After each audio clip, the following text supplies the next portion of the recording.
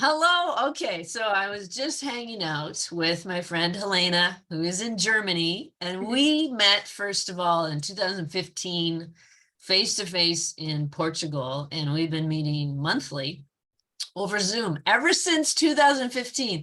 And so this has been amazing just to walk with her.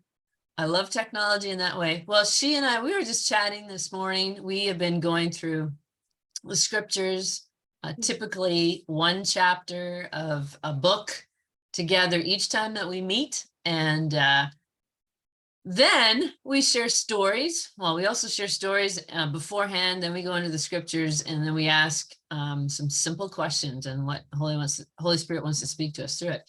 Well, one of the stories that she just told me, I'm like, we have to record this and share this testimony with others who are also on the journey of hearing God. So I was sharing with her, I had just gotten back from 2 camps this summer where I got to speak and lead kids to hear God's voice.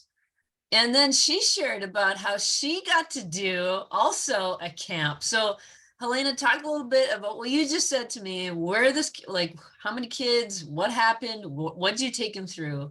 Just share with us what happened. Yeah, so I was invited to speak at one morning at a camp from the YMCA here. YMCA is here's still Christian, I would say, and they do every summer they do kids camp in our town, and there were a group of like 70, not Yeah, 70, yeah, 70 kids, yeah, all from non-Christian background. Like they were Jewish, they were Muslim, just non-believers. And they had this week of this camp, and I was like, I think it was the last day that I spoke there. And it was so cool because beforehand I was thinking of what to speak, and that I wanted to speak to them of how they can listen to Jesus' voice. And I didn't think of that there might be a head topic already. So I talked to the leader, and he was telling me that my topic for my morning was prayer. So I was like, that's perfect. yeah. So I already felt Holy Spirit leading me into this. And I took them through Psalm 23 and the whole group together. And I invited them to picture the scene and to look for Jesus and ask Jesus for a gift and a promise, like very simple questions. And yeah, first I had lots of unbelief in myself because I was like, I don't know if they're going to be quiet and listen to me and really want to try this. But then they were so quiet and really tried to do this. I put some quiet music in the background. Yeah. And then you asked so you had to run off sadly and not get an idea of what happened. Yeah. So you were a guest speaker on this was the last day of the camp? Yeah, is that what you said? It was the last day. And so you asked the small group leaders afterwards, and what was it that they said?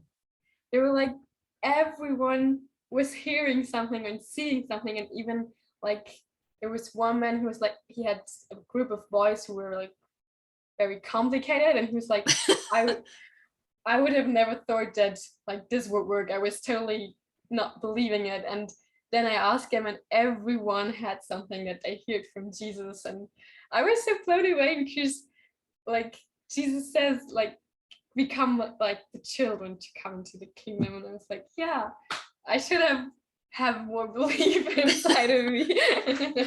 It's so good. Cool.